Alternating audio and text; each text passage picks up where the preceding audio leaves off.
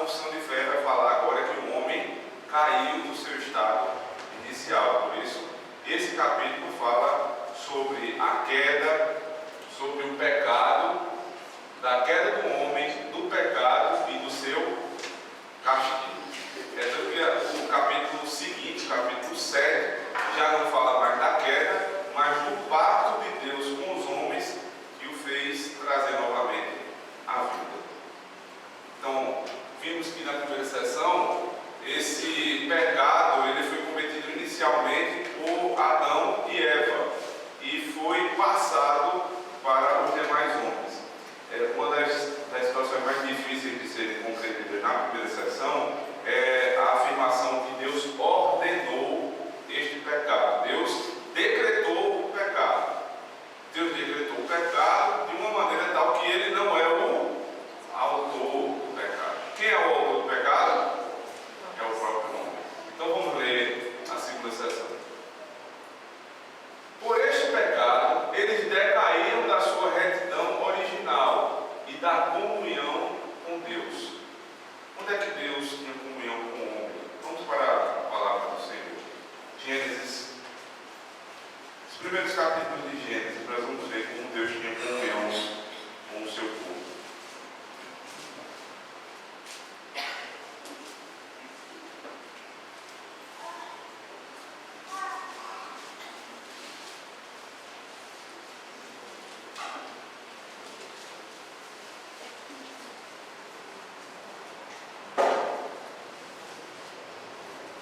Deus tinha comunhão com o povo, com a sua primeira igreja, no Éden, quando ele, ao final de cada dia, na viração do dia, ele se encontrava com Adão e com Eva.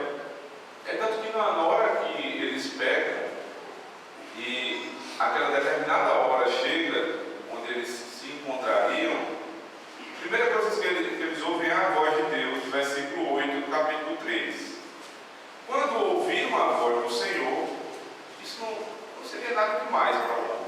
É algo extremamente comum e prazeroso até. Porque o homem tinha diariamente este encontro com Deus, o encontro de comunhão com Deus. Quando o pecado entra na raça humana, esse encontro deixa de ser um encontro de comunhão e passa a ser um encontro de terror. Porque o homem começa a temer a voz de Deus. Então, quando eles ouviram a voz do Senhor Deus, que andava no jardim pela viração do dia, esconderam-se da presença do Senhor Deus, o homem e sua mulher, por entre as árvores do jardim. É sempre assim, irmãos, quando o homem está no pecado, ele nunca vai buscar Deus. O homem nunca busca Deus no estado de pecado. E por que o homem tem medo de Deus? O que fez o homem se esconder de Deus com a sua mulher? A desobediência. Mas ele já tinha desobedecido antes de Deus falar. Mas porque só no momento em que Deus falou é que eles fugiram de Deus. Por conta do temor. Esse é um falso temor. Né? Os puritanos eles costumavam separar dois tipos de temor do homem. Há aquele temor em que o homem teme a Deus, no sentido de que ele o ama tanto, ele quer tanto bem a sua lei, que ele teme pecá-la, porque ele sabe que o pecar contra a lei é desagradar o Senhor. Por outro lado,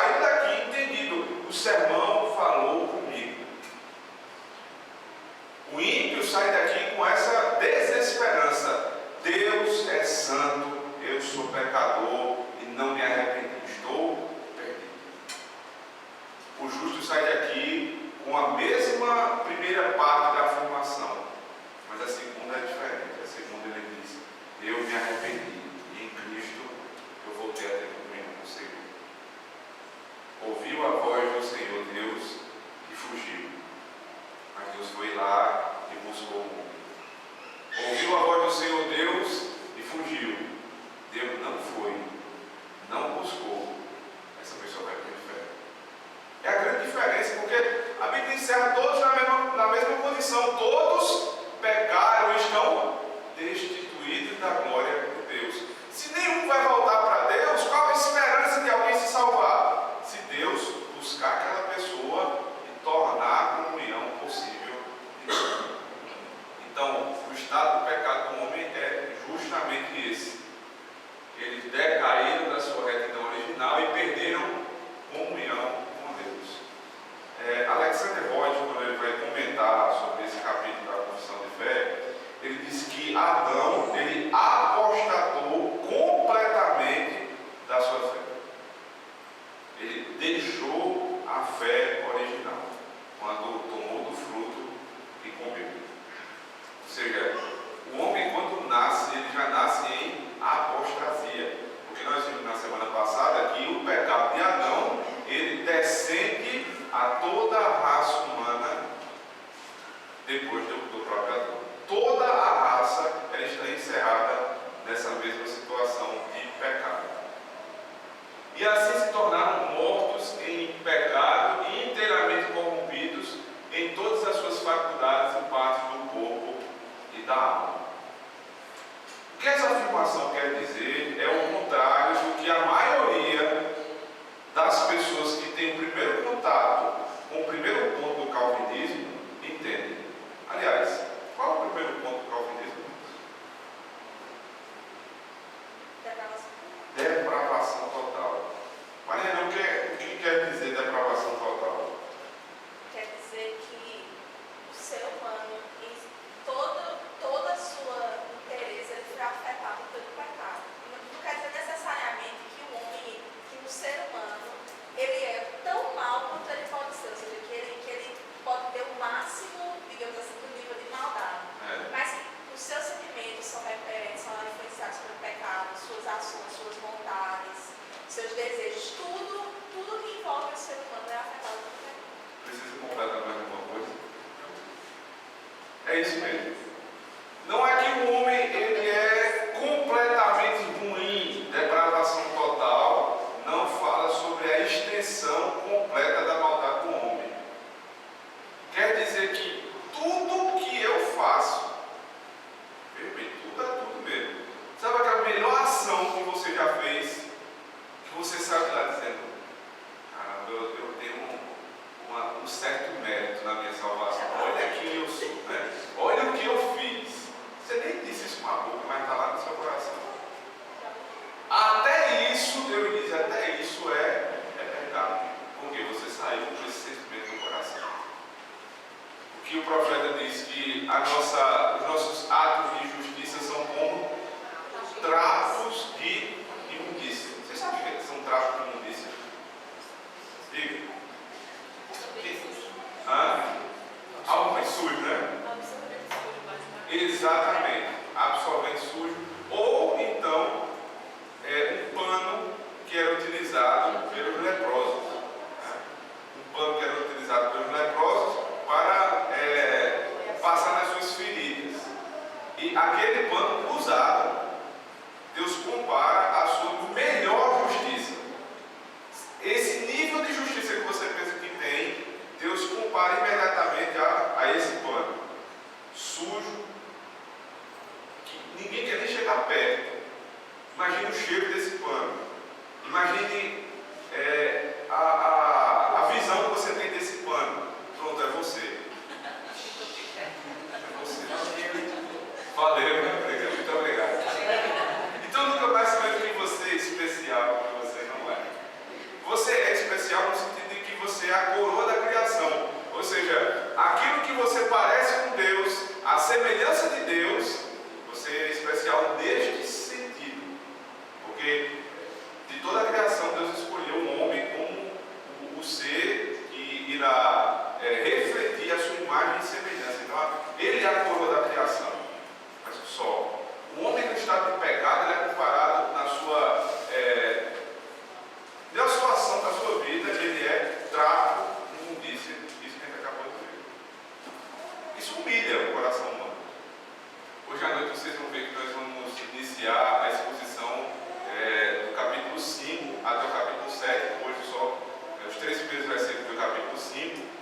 bem-aventurança do Senhor. E a primeira bem-aventurança é a pobreza de espírito. Vocês vão ver como tem tudo a ver com o que a gente está falando agora pela manhã. O que é o homem ser pobre de espírito. Então, o homem se tornou morto em pecado. Há uma doutrina herética de um homem chamado Pelágio que não cria nessa afirmação que o homem está morto dos seus delitos e pecados. Ele dizia que o homem está... o pecado, ele tocou em Adão, mas ele não necessariamente toca nos descendentes de Adão. Cada homem peca por si próprio, ou seja, o homem nasce bom e depois ele é corrompido. Essa não é uma indicação do que a Bíblia diz. Então, os discípulos de Pelágio, eles desenvolveram um pouco mais o seu argumento e chegaram ao ponto de dizer que, na verdade, o homem, de certa forma, foi tocado pelo pecado de Adão, mas de uma maneira tal que ele não está morto, mas ele está moribundo, né? Ele é como alguém necessitado de ajuda, um doente, quase morto, mas não morto. A Bíblia não diz isso. Efésios capítulo 2 diz que o homem está morto em delitos e pecados.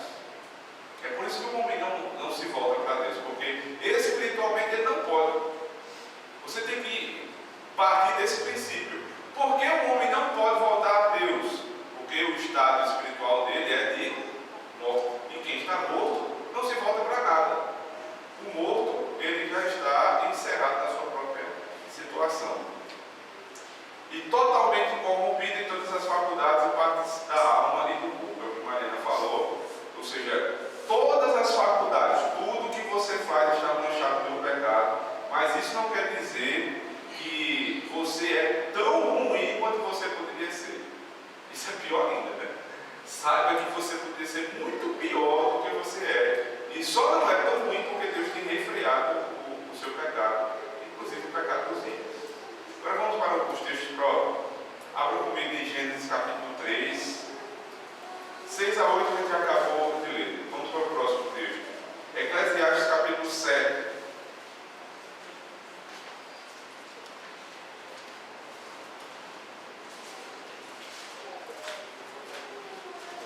Eclesiastes 7.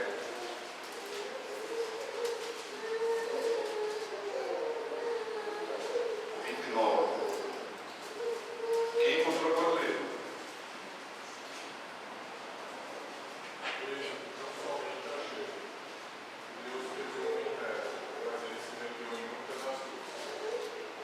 Veja que são duas afirmações. Qual é o primeiro estado do homem? Retidão, ou seja, perfeição. O homem realmente foi reto um dia. Que dia foi esse? A criação. Não só a gente não sabe quantos dias duraram a retidão do homem, né? Quantos dias durou a retidão do homem. Mas a gente entende que antes do capítulo 3 de Gênesis, o homem era bom, verdadeiramente bom. E o que ele fazia era bom, porque ele não tinha condição de fazer o mal. Por quê? Ele não conhecia, mas também a natureza dele era boa. Então, o homem ele só age segundo a sua própria natureza. Quando o homem começou a fazer o mal, ele tinha a possibilidade de fazer, mas ele não fazia por quê? Porque ele só tinha uma natureza, a natureza boa. O homem só age segundo a sua natureza, portanto, o homem só fazia coisas boas. No dia que o homem, utilizando-se da possibilidade de queda, ele toma daquele fruto, ele passa a ter o quê? Uma dupla natureza.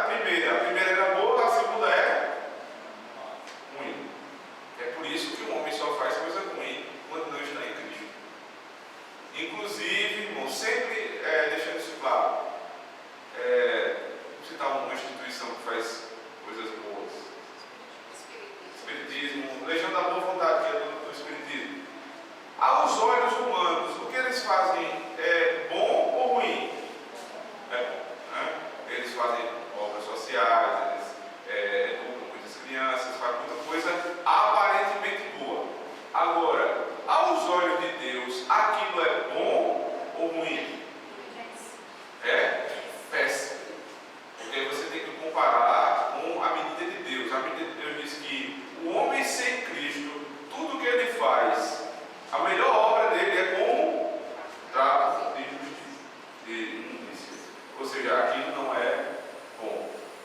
Um homem encerrado nessa situação de morte espiritual, nada que ele faz é bom. Agora, não quer dizer que ele seja tão ruim quanto ele poderia ser. Romanos 3, 23. Oi, Diogo. Porque no caso são os pressupostos que essas pessoas utilizam para fazer as obras. Elas não utilizam o Cristo para fazer as obras. O resto é natureza. Diogo, isso é por aí. Isso me faz lembrar o texto de Lucas 18. Lembra-se lá da oração do publicano e a oração do fariseu? Como é que era a oração do fariseu? Para todo mundo ver, mas ele não acha um pouco, né? Ele não só ora publicamente, mas ele aponta para o publicano e diz: graças a Deus que eu não sou como esse miserável. Que eu faço isso. Porque eu dou dízimo, porque eu faço isso, porque eu jejuo, porque eu. Isso é o quê? Salvação pelas obras. E o publicano? Ser propiciamente pecador, que sou pecador. É muito diferente. Deus se agrada de qual das duas orações? Do publicano. Lógico. Porque Deus não se agrada de quem acha que pode alcançar a salvação por meio das suas próprias obras. Romanos capítulo 3, 23. Quem achou?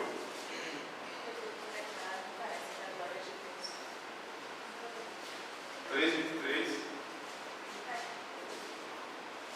Isso, pois todos pecaram e carecem da glória de Deus.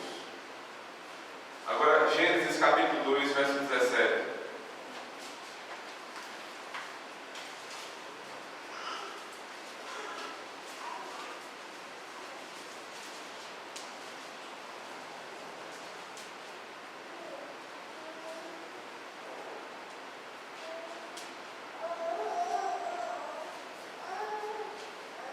Mas da árvore do conhecimento do bem e do mal não comerás, porque no dia em que dela comeres, talvez morrerás. Certamente morrerás. Como é que eu posso dizer que o homem não morreu?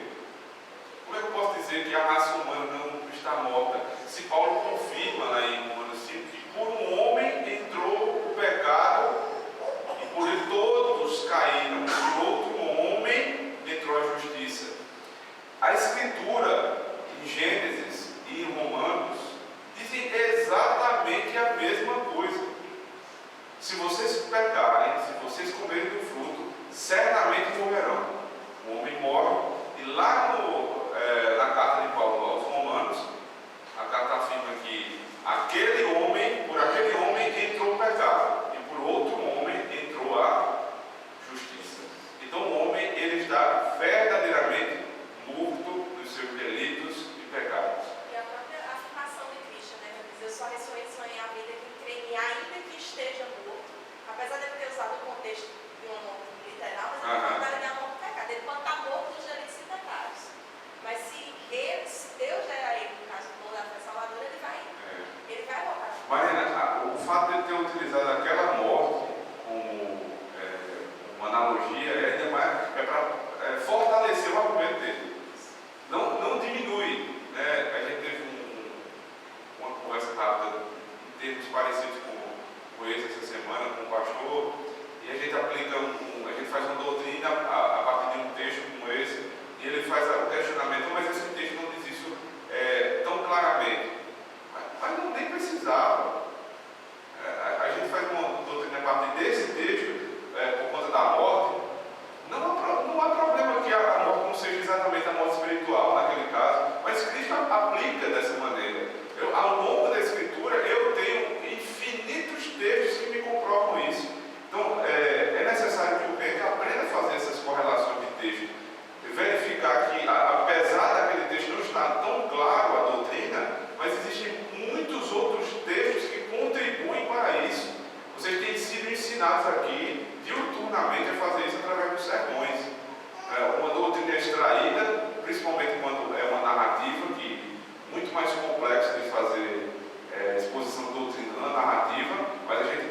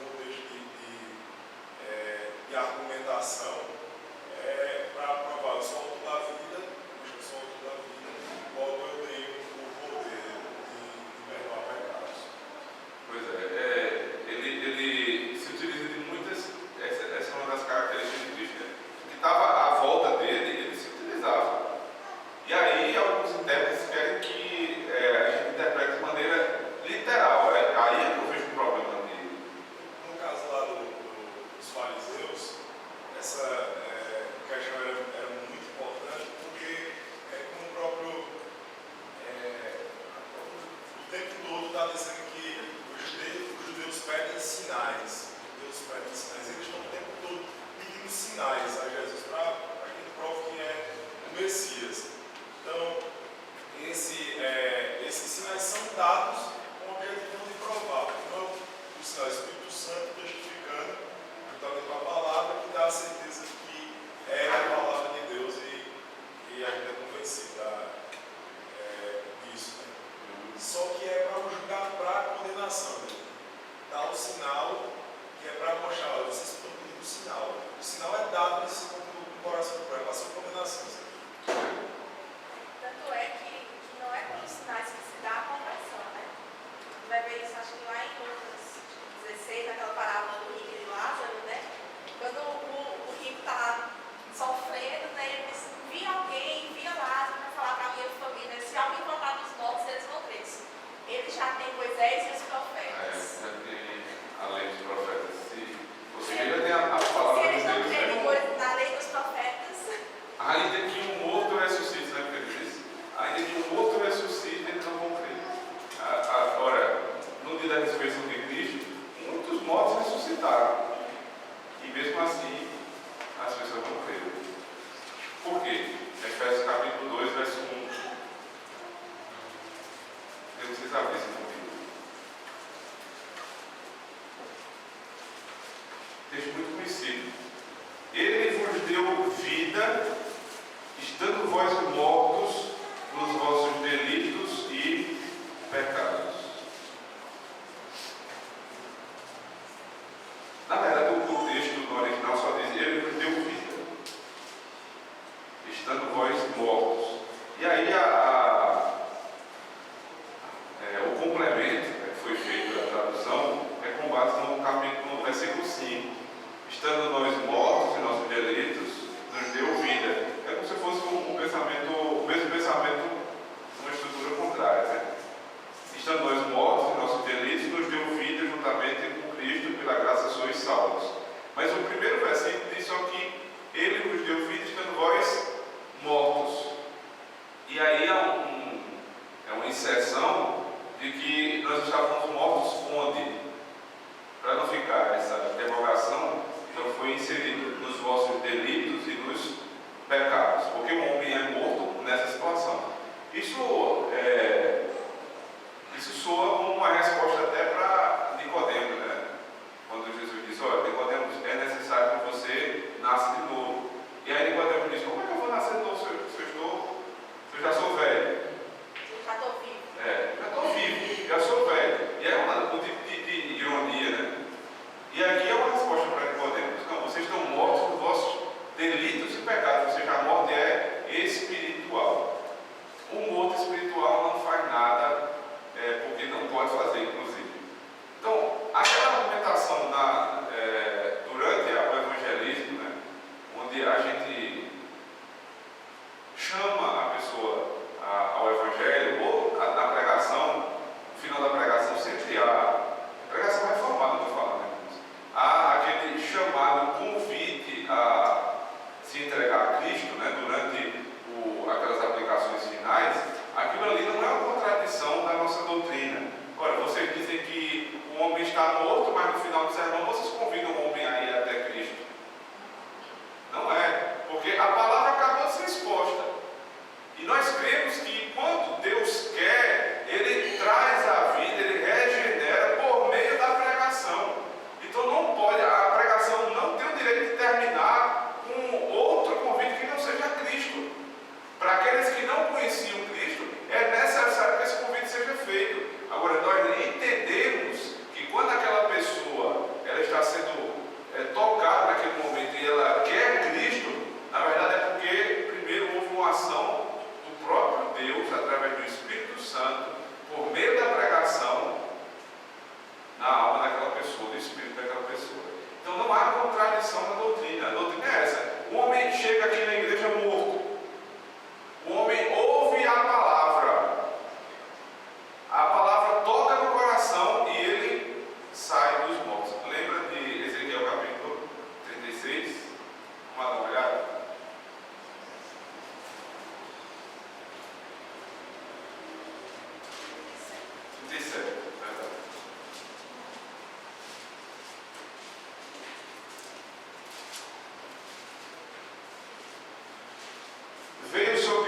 na mão do Senhor. Ele me levou pelo Espírito do Senhor e me deixou no meio de um vale que estava cheio de ossos. E me fez andar ao redor deles, eram muito numerosos na superfície do vale e estavam sequíssimos. Irmãos, o texto não está falando exatamente daquilo que eu estava dizendo antes. Ele está falando aqui sobre que povo? Israel estava morto. Por que estava morto? Quando de delitos e pecados.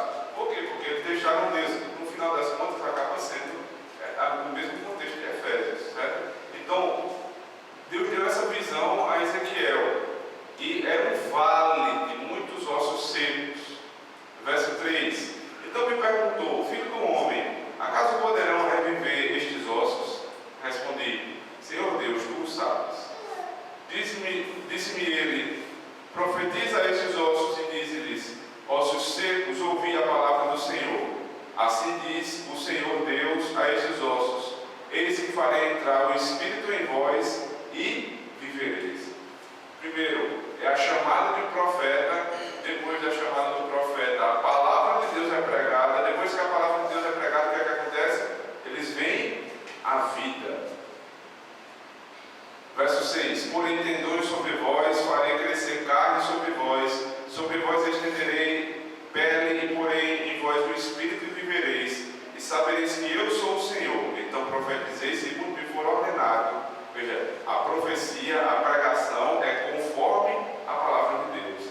Se a palavra de Deus for pregada fielmente, enquanto eu profetizava, houve um ruído, um barulho de ossos que batiam contra ossos e se ajuntavam, cada osso ao seu osso. No meio da pregação, a gente não ouve esses ossos batendo, mas os ossos estão se batendo. Quando alguém está sendo salvo, a pregação está sendo profetizada e os ossos estão se batendo. Olhei e eis que havia tendões sobre eles, e cresceram as carnes, e se estendeu a pele sobre eles, mas não havia neles o Espírito. Então ele me disse: profetiza ao Espírito, profetiza ao Filho do Homem, e diz-lhe: assim diz o Senhor, vem dos quatro ventos ao Espírito e assopra sobre esses mortos, para que vivam. É isso que o pregador faz. Ele ora, ele intercede, ele explica a palavra e suplica que o Espírito esteja agindo. Verso 10: profetizei como ele me ordenara, e o Espírito entrou neles, e viveram e se puseram em pé um exército sobremodo numeroso. Então me disse: filho do homem, esses ossos são toda a casa de Israel. Eis que dizem: os nossos ossos se secaram, e pereceu a nossa esperança, estamos de todo exterminados. Portanto profetize e diz-lhes: assim diz o Senhor: eis que abrirei a vossa sepultura e vos farei sair dela, ó povo meu, e vos trarei a terra de Israel. Duas afirmações. Quando a palavra é pregada, mediante a vontade de Deus, durante a pregação, nós não escutamos os ossos se instalando e os nervos sendo colocados, a pele sendo colocada, mas Deus está agindo no coração das pessoas e promovendo essa regeneração. O final de tudo isso é que a casa de Israel, ou seja, a igreja do Senhor, está sendo formada. E quem ouve, verso 12: eis que abrirei a vossa sepultura e vos farei sair de lá, ó povo meu. Não é outro povo, só os eleitos de Deus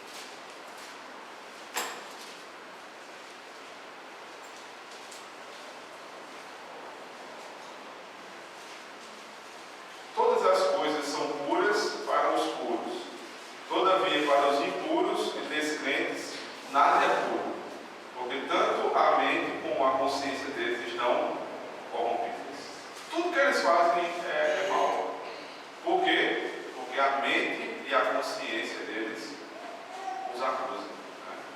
Corrompidos. Gênesis 6, verso 5.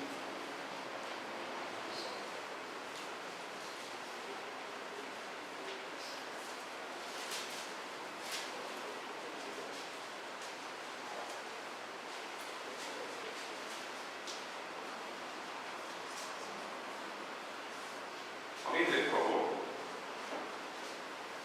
O Senhor viu que a maldade do homem na terra era grande e que toda a imaginação dos seus pensamentos, do seu coração, era continuamente má. Viu o Senhor que a maldade do homem se havia multiplicado.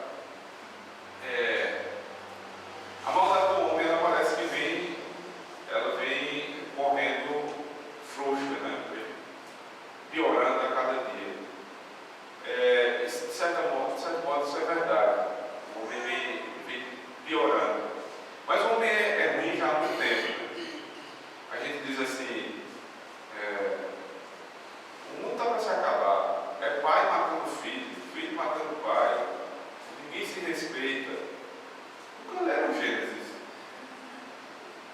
Primeiro que foi um irmão contra o outro. Nunca leram Gênesis capítulo 4. Foi um irmão que matou o outro. Nunca leram Jacó enganando o filho que dorme com a mulher do pai. Um filho que engana o pai para ter uma bênção tomada do irmão. E aí esse filho depois é enganado pelos outros filhos. Um filho que é vendido, um filho justo que é vendido pelos seus irmãos injustos. A maldade do homem ela já é muito antiga, não é nada novo. Mas houve um período específico na história do homem que Deus viu. Eu lembro muito bem quando eu estava pregando sobre esse texto, que essa expressão de Deus ver é que Ele está comprovando, tanto ver, quando Deus fala que desceu para ver, em outros capítulos, acho que no capítulo 11, deixa eu ver, aqui, capítulo 11, verso 5, então desceu o Senhor para ver a cidade e a torre que os filhos dos homens edificavam aqui na torre de Babel. Quando o narrador para e diz que Deus vê, e lá na frente ele diz que Deus desceu para ver, é porque Deus está fazendo um justo juízo. Deus precisa descer para ver. Deus precisa dizer que está vendo, Ele vê tudo. Não seria, até desnecessário o fato de dizer que Ele viu, se o ver dele fosse um ver comum. Mas quando o narrador diz que Deus viu a maldade do homem, é porque Ele contemplou, Ele percebeu, Ele analisou que a maldade do homem havia se multiplicado. E não era uma maldade esporádica, ela era contínua. E aí ele diz o porquê. Porque todo o desígnio do seu coração era mau. Ou seja, o que é o coração? É a fonte dos desejos, né? Das emoções, das ânsias, de tudo que o homem quer, está contido no coração. Então, quando eu digo que essa fonte ela foi corrompida, eu estou dizendo que o homem inteiro está corrompido. Quando Deus percebeu que isso havia se multiplicado, que o homem estava cada vez mais praticando a sua corrupção, o que Deus resolveu fazer? Esse texto fala sobre Noé. O que aconteceu? Destruiu. Deus destruiu. E Pedro disse que o dilúvio aponta para onde? Juízo. O dilúvio é como uma sombra do que vai acontecer quando Jesus voltar. Ou seja, para aqueles que vivem dizendo, Jesus já faz 2000 anos que não vem, Jesus não. Vocês falam essa mesma história há 2000 anos. Disseram isso como é. Você está esse tempo todo construindo essa árvore sozinho. Quanto tempo? Noé passou 100 anos construindo a arca. Nunca tinha caído uma gota de chuva na terra. A terra era regada.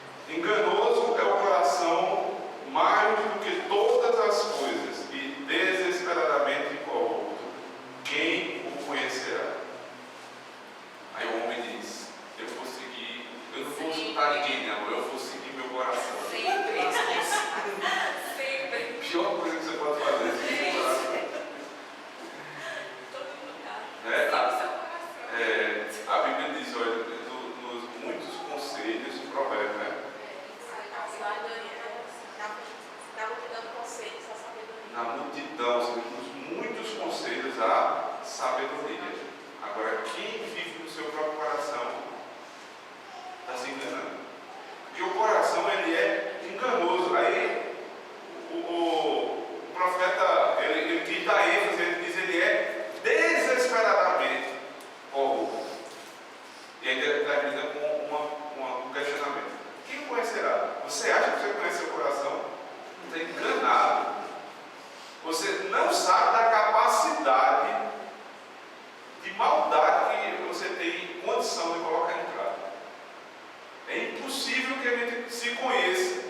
Sabe aquela história do eu me conheço? Eu sei até onde eu posso ir. Você acabou de dizer que você não se conhece, porque seu coração é enganoso, então você nunca vai se conhecer. É tanto que Deus vem no versículo seguinte e diz: o Senhor, esquadrinha o coração, eu provo os pensamentos, e isto para dar a cada um o seu proceder, para dizer como você age, segundo o fruto das suas ações. Ele, de verdade, é que tem a condição de esquadrinhar o coração do homem. Isso não quer dizer que você não consiga entender absolutamente nada do coração humano, porque isso seria um argumento contra o aconselhamento. Provérbios diz uma coisa. Deixa eu ver se eu acho o texto. Provérbios 20. O coração do homem é enganoso, desesperadamente corrupto. Quem vai conhecer? Verso 20, capítulo 20, verso 5. Como águas profundas são os propósitos do coração do homem. Mas um homem de inteligência, e veja, homem de inteligência, num texto de sabedoria, não acho que é um homem que tem capacidade de resolver problemas. É um homem sábio, né? Um homem sábio à luz das Escrituras. Mas um homem de sabedoria sabe descobrir, ou seja, é possível revelar o propósito do coração humano. É esse o trabalho do conselheiro bíblico. Ele vai, à luz da Escritura, tentar, veja a imagem que foi dada, como águas profundas, ou seja, é uma coisa praticamente inacessível. É tão difícil chegar lá que muitas pessoas desistem. Assim é o propósito do coração humano. Mas o conselheiro, ele é treinado para ir até as águas profundas e tirar de lá o que está por trás do que você vê. Geralmente no aconselhamento, e essa é uma técnica que vocês devem aprender, porque todos aqui devem ser conselheiros. Quando a pessoa vem conversar com você a primeira vez, isso, se eu for conversar, eu vou fazer a mesma coisa. Se eu for aconselhar, provavelmente eu vou fazer a mesma coisa. Eu não vou dizer de cara o que aconteceu, ou o que está acontecendo. Qual é a nossa tendência? Veja bem, olha, não é bem assim. Olha, estava acontecendo, aí começa a maquiar a história. Todo mundo é assim. Então o conselheiro tem que estar consciente que a primeira sessão ela não vai ser tão reveladora, mas você pode aos poucos ir percebendo os pontos de incoerência do argumento. E você vai separando aquilo ali. E à medida que o aconselhamento vai caminhando, por isso que ele precisa ser contínuo, a pessoa se sente mais à vontade de dizer de revelar outras coisas da sua vida. E aí é quando você vai poder extrair as águas profundas. Primeiro você começa com a mais rasa, aquela que todo mundo sabe, e aí você vai aprofundando até chegar lá embaixo. Então o coração do homem é enganoso? E aquele que aconselha precisa estar ciente disso. Quando você está ciente disso, você começa a retirar as águas mais rasas e ir lá no fundo. Faça isso com você também. Quando você tiver uma questão que você quer muito, desesperadamente, e todo mundo é contra, todo mundo está contra, aí você, não, mas eu estou certo. Todo mundo está errado. Pastor, igreja, amigos, todo mundo está errado, só eu estou certo. Provavelmente é o contrário, né? Todo mundo está certo, você está errado. Mas a análise deve ser feita dessa forma, ir puxando no coração qual é o motivo.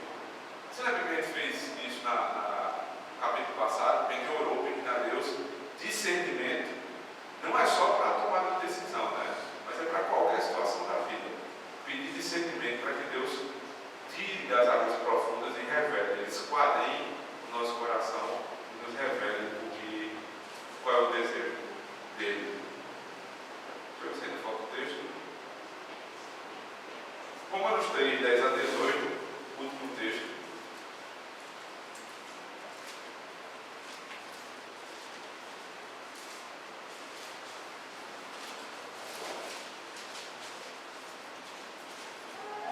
Alguém lê, por favor?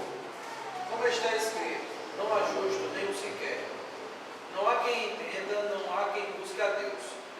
Todos se extraviaram, a uma se fizeram inúteis. Não há quem faça o bem, não há nenhum sequer. A garganta deles é sepulcro aberto. Com a língua urdem engano. Veneno de víbora está nos seus lábios. A boca eles a têm cheia de maldição e de amargura. São os seus pés velozes para derramar sangue.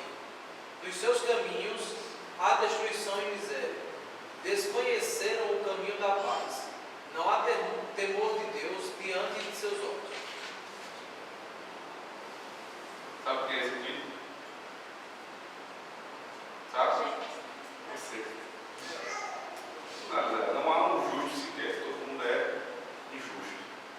Mas Deus declara justiça, mas é porque a justiça que ele declara é de Cristo, não é a nossa. Muita justiça.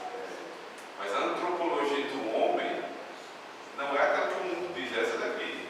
Não há nenhum justo. Segundo, verso 11, não há quem entenda, não há quem busque a Deus. Essa história aqui, o fulano não é crente ali, mas ele está buscando. É isso, meu amigo. Está achando? Deus disse que ninguém busca ele, o cara diz, não, mas ele está buscando. É o chamado amigo do Evangelho. O amigo do Evangelho não existe. Só tem um amigo do Evangelho, quem é? O crente. O crente é amigo do Evangelho. Ímpio é inimigo do Evangelho. Ele pode até estar na igreja, mas é inimigo do Evangelho. Porque a Bíblia acabou de dizer que ninguém busca Deus, ninguém quer Deus. Por quê? Porque todos se desviaram. Mas por que todos se desviaram? Qual é o estado da natureza? Lembre-se disso. O homem não busca Deus por conta do estado da natureza dele. Qual é? Está morto. Deus é Morto. Morto não busca ninguém. Então Deus é que busca o homem. Verso 12. Todos se extraviaram, a uma se fizeram inúteis. Não há quem faça o bem, não há nenhum sequer. Esses versículos parecem que resumem tudo que a gente disse até agora. Né? O homem está morto, porque ele está morto, não busca a Deus, e tudo que ele faz é mal, né? Porque eles são inúteis. E tem tudo a ver com o que eu vou falar hoje, mas eu não vou entrar em detalhes, porque senão vai perder a graça. Mas a inutilidade do homem é impressionante, fora do Evangelho.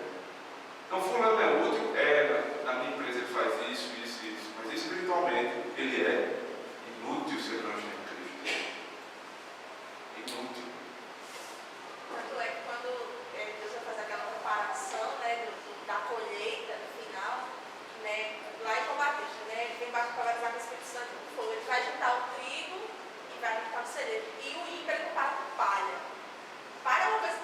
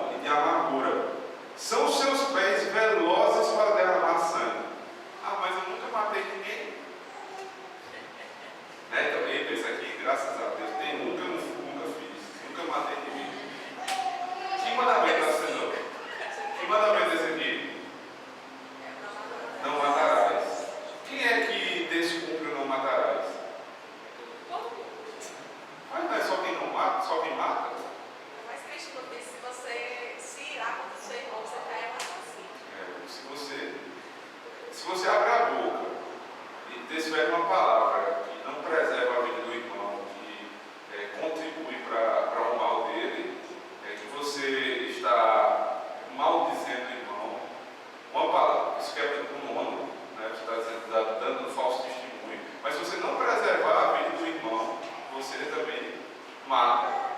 Então, seus pés já correram para derramar sangue, ainda que não da maneira literal que o verso está dizendo aqui. Nos seus caminhos há destruição e miséria. Desconheceram o caminho da paz. Não há temor de Deus diante dos seus olhos. O único temor que eles têm de Deus é qual? Que eu falei no início. Só tem temor quando eles estão diante de Deus e sabem que vão receber sobre si a justiça de Deus. Aí eles têm temor. Mas o justo não. O justo ele tem temor das consequências de Deus, é verdade, mas ele tem mais temor de desagradar a Deus. Então, essa é a segunda sessão do capítulo 6 da Confissão de Fé. Ficar de pé, eu queria pedir a nossa irmã Luciano que encerre esse valor de oração.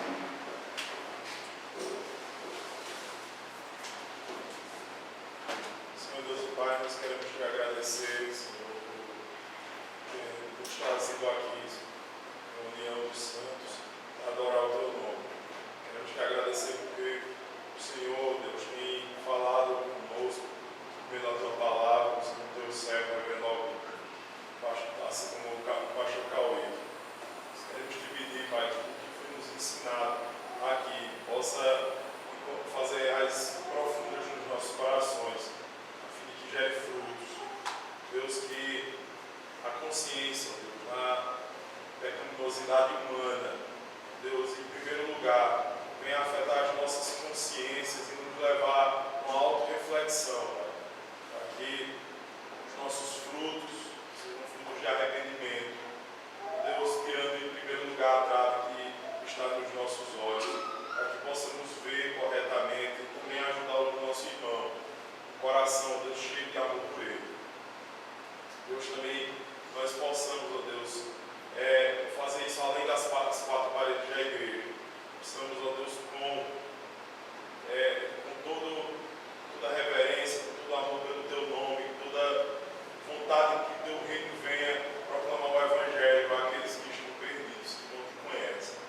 O Senhor, Deus, tem misericórdia de nós e nos use para isso. Teu Santo Espírito faça com que tua palavra cumpra aquilo que lhe apraz.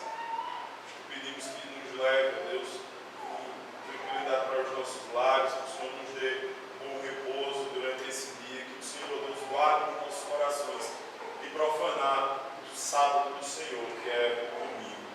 Mas logo mais à tarde, o Senhor nos traga de volta, para que com alegria no coração, com singeleza, com reverência, prestemos um culto agradável a Ti, conforme prescrito pela Tua